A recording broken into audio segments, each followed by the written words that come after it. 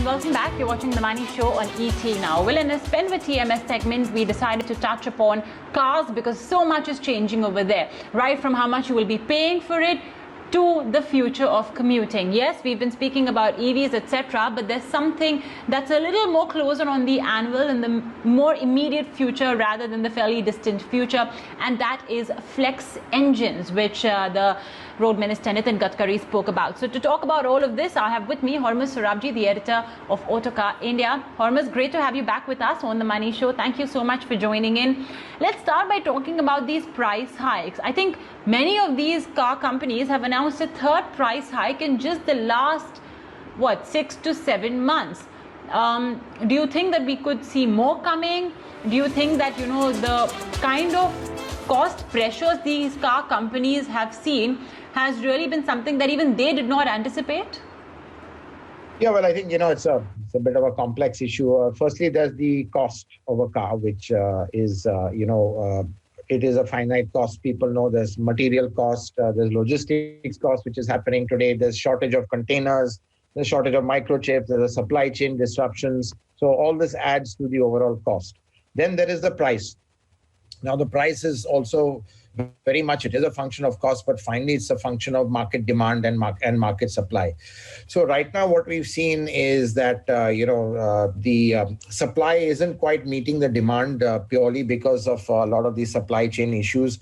So discounts have gone, companies have realized that they can increase prices because there still is that demand. So it's a typical supply demand situation. And of course, the costs are going up, material costs are going up, logistic costs are going up.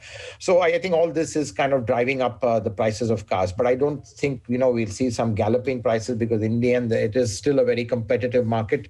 But I think, this is what is really driving the current prices right now. Now, well, yes, there is this talk about pushing more and more towards ethanol. Of course, I think we know why it's being done. I think actually overall, it's a good holistic reason to do it. One is, of course, you reduce your dependence on oil imports. And of course, the sugar industry benefits from ethanol production, so the farming sector benefits. But, it's not as easy as it seems.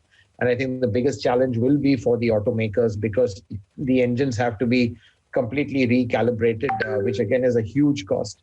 And I think this is what is really crippling the auto industry, these constant changes of regulations and policies and, different technologies that are being forced, which kind of just increases the cost dramatically.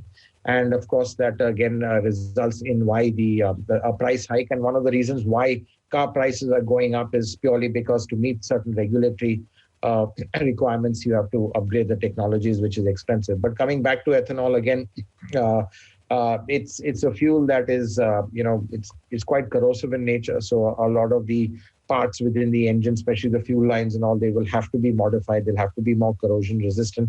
And the problem with ethanol is it doesn't have that energy density or the calorific value of regular petrol. So in sense, the efficiency will definitely drop by around at least 20%. And clearly to offset that, the fuel price would have to be lower for it to make sense for the consumer. So I think while, it's worth exploring, I think the rollout of this has to be thought. It will have to be done, in a phased manner. And of course, I think there will be the regular what we have right now is the E10 petrol and then, going to, stronger blends of ethanol going forward. Yeah, but I think it's going to be tough for the industry, auto industry. Okay. All right. Thanks, Hormuz, for that. Well, yeah, I think, we've been through so many disruptions for car companies in the last 2 years. We've seen that double shift from BS4 to BS6.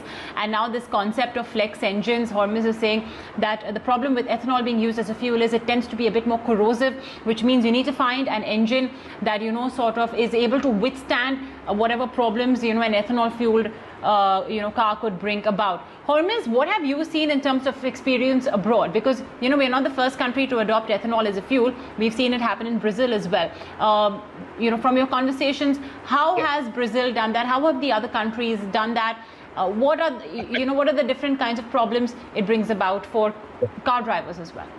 Yeah, I mean, Brazil is actually, the capital of ethanol fuel is really the role model, or let's say, the kind of a good case study. But, clearly over there, they've got, it's totally integrated. The whole supply chain is integrated in sense of, even ethanol production. It has reached a certain level and they have the capacity for that ethanol production. I don't know whether we have that capacity for ethanol production because it requires a lot of resource, and whether the sugar sector, the farming sector can kind of amp up to the absolute volumes that would be needed, especially when you increase the blend more and more. So I think all this needs to be thought through, and I think again, while Brazil has been done it, that doesn't mean it's automatically becomes easy for other countries.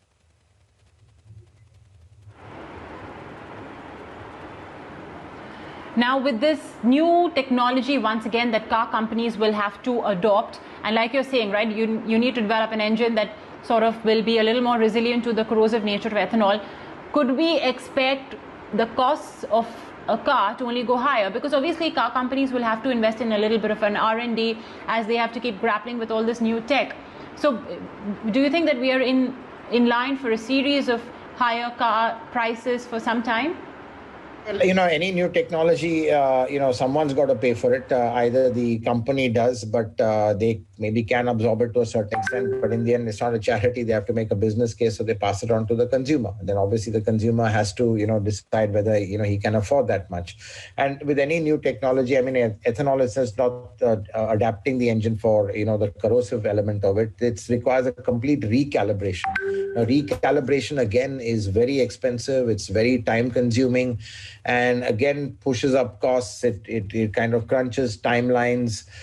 So it's very, very resource intensive, all these regulation changes. But if they have a proper rollout, a kind of a phase thing, give enough time, then there's no reason why the industry can't kind of meet that. But it's always the trouble is there's no proper clarity on a proper timeline for a lot of things. It's all left in the air, and then suddenly there's an unrealistic timeline put, and then the industry is just grappling for it. So even BS4 to BS6, while one can say that the industry rose to the challenge and managed it in record time because they had no choice. And that's what the government would say: if you could do BS4 to BS6, you can practically do anything. Well, it did come at a huge cost. I mean, we had a lot of products which were axed, a lot of technologies which were binned, trashed because they couldn't meet. And in the end, finally, the customers have had to pay. So they've had to pay in terms of fuel inefficiency, which has come out of these regulations, and now fuel prices are going up. That doesn't help, and even the technologies themselves, have become more expensive. So it has come at a cost, and the cost is fundamentally to the consumer.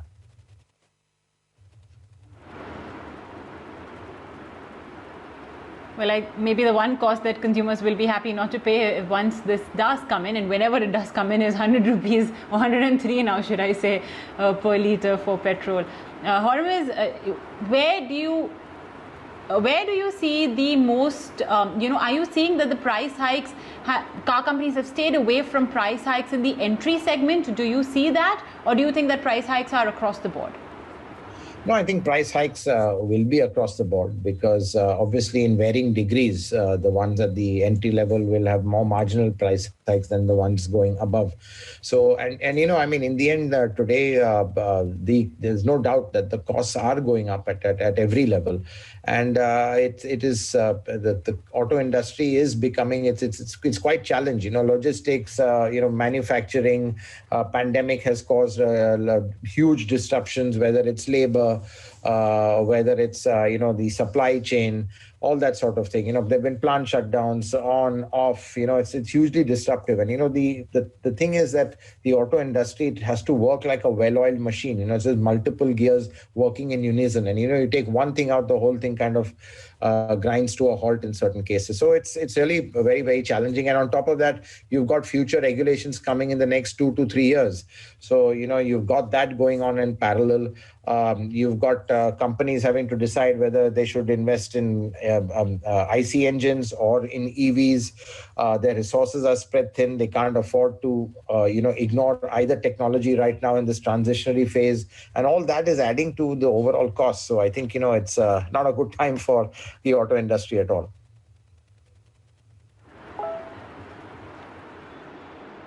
Well, eventually, I suppose, for prospective car buyers as well, because they'll have to, like you said, eventually pay for these costs. Hormuz, thank you so much for joining us today on The Money Show.